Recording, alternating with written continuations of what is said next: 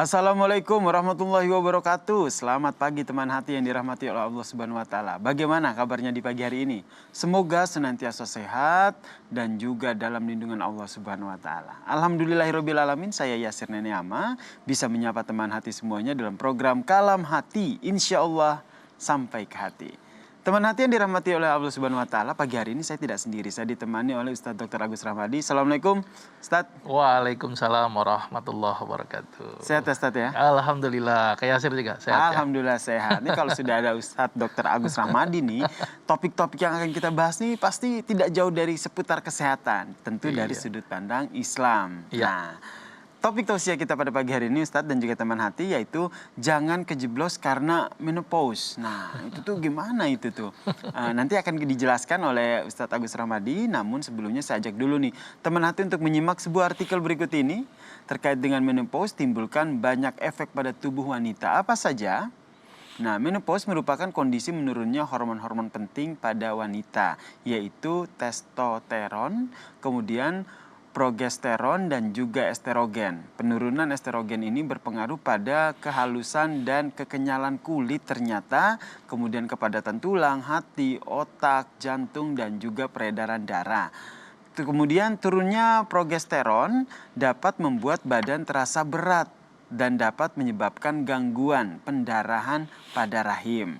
Sementara itu penurunan testosteron juga menurunkan hasrat atau keinginan secara seksual. Nah, sebaliknya efek positif dari menopause ini adalah dengan menurunnya ketiga hormon tersebut, maka produktivitas rahim terhenti sehingga permasalahan rahim ini juga ikut menurun. Nah, ini nih penting banget nih untuk ibu-ibu ataupun kaum wanita, teman hati yang saat ini menyaksikan Kalam Hati nih. Karena penjelasannya insya Allah nanti akan penting nih. Menopause kadang menjadi momok bagi seorang wanita karena bisa mempengaruhi secara fisik dan juga psikologis. Tapi apakah betul-betul itu momok atau memang ada hikmah di balik ketetapan Allah ini? Baik, bismillahirrahmanirrahim. Assalamualaikum warahmatullahi wabarakatuh. Waalaikumsalam warahmatullahi wabarakatuh. Iya, sebenarnya sih bukan momok ya kayak Yasir ya. Itu sebenarnya adalah sudah sunnatullah. Sunnatullah. Umur kita memang sudah dibatasi. Kita nggak mungkin hidup selama-lamanya ya. Termasuk tadi menopause. Ya, ternyata pada seorang wanita itu memang ada batasannya. Ya, dia tidak haid lagi dengan tadi hadirnya menopause. Dan tadi benar artikelnya, terjadi penurunan beberapa kadar hormon di dalam tubuh. Betul. Salah satunya tadi estrogen, progesteron, itu turun tuh. Nah, kita tahu bahwa estrogen itu berperan penting untuk apa? Untuk kulit. Makanya kenapa kita semakin hari semakin tua akan tambah keriput nanti. Itu karena tadi. Karena dia sudah tidak haid lagi, telurnya sudah tidak diproduksi lagi, berarti estrogen dan progesteronnya turun. Ketika turun, yang dampak paling kelihatan yang tidak nyaman buat sebagian wanita adalah keriput. Nah, keriput gitu ya. Karena kekenyalan kulit jadi turun gitu ya. Karena estrogen itu berperan penting untuk masalah menghaluskan kulit atau kenyalnya kulit. Maka itu kenapa pada orang-orang yang sudah menopause yang ditakutkan kadang-kadang keriput. Tapi menurut hemat saya keriput sih sebenarnya bisa dilakukan dengan beberapa aspek. Ya, bisa dengan makanan untuk minimal menghambat proses-proses atau dampak buruk dari si menopause itu sendiri. Tidak hanya di situ tadi artikel juga cukup menarik. Ternyata juga berhubungan dengan masalah pengeroposan tulang.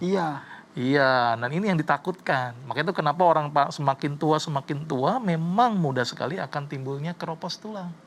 Karena tadi penurunan dari kadar estrogen dan progesteron. Tapi ini jangan dijadikan satu momok gitu loh. Kita akan tua, malah ini menjadi hikmah. Dan mengingatkan kita bahwa kita ini sudah mulai berumur loh. Ada satu istilahnya yang perlu dipikirkan lebih dalam lagi, yaitu bekal untuk akhirat gitu loh. Jadi udah tua ingat akhirat gitu loh.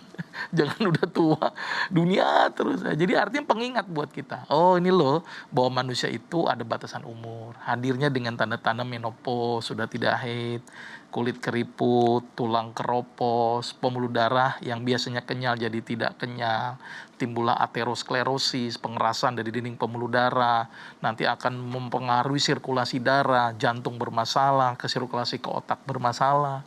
Inilah tanda-tanda orang tua. Ya, jadi ada batasan umurnya. Kira-kira gitu Kak Yasir.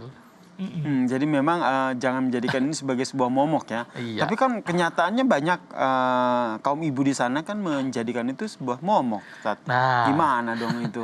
Jadi fitrah manusia kita akan mengalami menopause. Tapi ada apa sih istilahnya, cara-cara untuk tidak semakin memperburuk efek menopause. Ada makanan-makanan yang ternyata memiliki efek hampir sama, sedikit mirip dengan fungsi hormon estrogen dan progesteron yang kita sebut dengan pitoestrogen dan pitoprogesteron.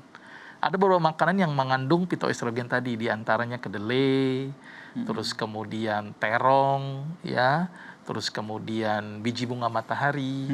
Itu contoh-contoh makanan-makanan yang mengandung pitoestrogen dan pitoprogesteron.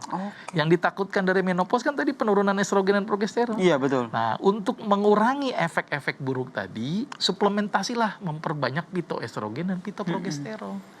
Nah, tadi kedelai, tempe itu bagus untuk orang-orang supaya tidak mengalami menopause yang berdampak buruk.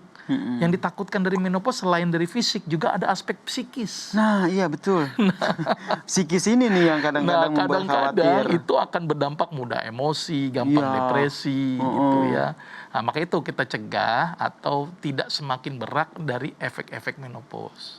Maka itu kita harus maklum pada orang-orang yang sudah tua, gampang emosi, gampang sakit hati, istilahnya apa ya? Labil lah gitu ya, karena memang terjadi perubahan kadar hormon di dalam tubuhnya. Maka itu kita cegah dengan beberapa makanan yang mengurangi efek-efek negatif dari menopause. Nah, ini menarik nih sebenarnya, ini pengen saya gali lebih dalam lagi nih, ketika seseorang mengalami menopause dengan turunnya kadar beberapa hormon, apakah bisa kita gantikan dengan mengkonsumsi asupan-asupan makanan seperti tadi dijelaskan?